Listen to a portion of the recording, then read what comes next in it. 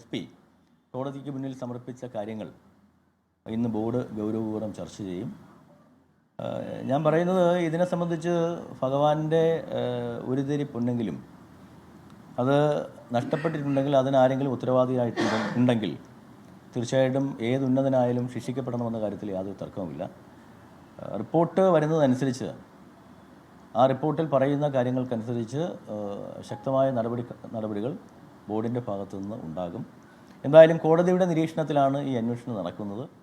6 ആഴ്ചയ്ക്കുള്ളിൽ ഇത് അന്വേഷിച്ച് കൊടുക്കണമെന്നാണ് പറഞ്ഞിരിക്കുന്നത്. അതോടുകൂടി സത്യത്തിൽ ഈ ശബരിമലയുമായി ബന്ധപ്പെട്ട് ഇപ്പോൾ ഉയർന്നിരിക്കുന്ന ഈ വിവാദങ്ങൾക്ക് പരിസമാപ്തി ഉണ്ടാകണം എന്നുള്ളതാണ് ഞങ്ങൾ ആഗ്രഹിക്കുന്നത്. കാരണം ഇതിങ്ങനെ ഒന്നാമത് മണ്ഡല മകരവിളക്ക് മഹോത്സവം വരാൻ പോവുകയാണ്. ഏതാണ്ട് 60 ലക്ഷത്തോളം ആളുകൾ ഇപ്പോൾ വന്നു ചേരുമെന്നാണ് ഞങ്ങൾ പ്രതീക്ഷിക്കുന്നത്. അപ്പോൾ അവർക്ക് വേണ്ടിയിട്ടുള്ള സൗകര്യങ്ങളൊക്കെ ഒരുക്കേണ്ടതുണ്ട്. അതിനു മുമ്പ് ഈ വിവാദങ്ങൾ തീരണമെന്നാണ് ഞങ്ങൾ ആഗ്രഹിക്കുന്നത്.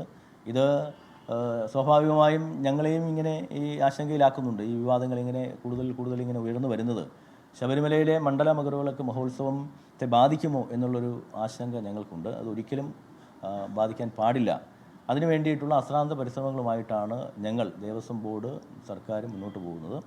എന്തായാലും ഒരു കാര്യം ഉറപ്പിച്ച് പറയുന്നു, ഈ ശബരിമല ഭഗവാനുമായി ബന്ധപ്പെട്ട് എന്തെങ്കിലും വീഴ്ചകൾ ഏതെങ്കിലും ഉദ്യോഗസ്ഥനുണ്ടായിട്ടുണ്ടെങ്കിൽ അത് ഏത് ഉന്നതനായാലും കോടതിയുടെ അന്വേഷണ റിപ്പോർട്ട് പുറത്തു വന്നതിന് ശേഷം കൃത്യമായ നടപടി ഉണ്ടാകും. അതിന് ബോർഡിന് യാതൊരു മടിയും അക്കാര്യത്തിലില്ല.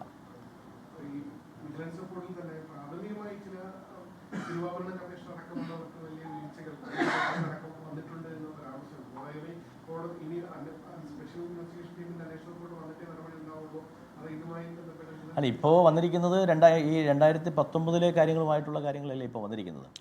അതിൽ വീഴ്ച ഉണ്ടായിട്ടുണ്ട് ചില ഉദ്യോഗസ്ഥരുടെ ഭാഗത്ത്. ഹൈക്കോടതി പ്രഖ്യാപിച്ച അന്വേഷണത്തെ സ്വാഗതം ചെയ്തു. ഒരു തരി പൊന്നു പോലും അതാരെടുത്താലും ശിക്ഷിക്കപ്പെടണം അവർ എന്നതുൾപ്പെടെയുള്ള കാര്യങ്ങൾ ദേവസ്വം ബോർഡ് പ്രസിഡന്റ് വ്യക്തമാക്കുകയാണ്. ലോകത്തെവിടെയായാലും ഏത് സമയത്തും 24 വാർത്തകളും ഓഗ്മെന്റഡ് റിയാലിറ്റി പാക്കേജുകളും എക്സ്പ്ലെയിനറുകളും വിശദമായി കാണാൻ ഞങ്ങളുടെ യൂട്യൂബ് ചാനൽ നിങ്ങൾക്ക് സബ്സ്ക്രൈബ് ചെയ്യാം.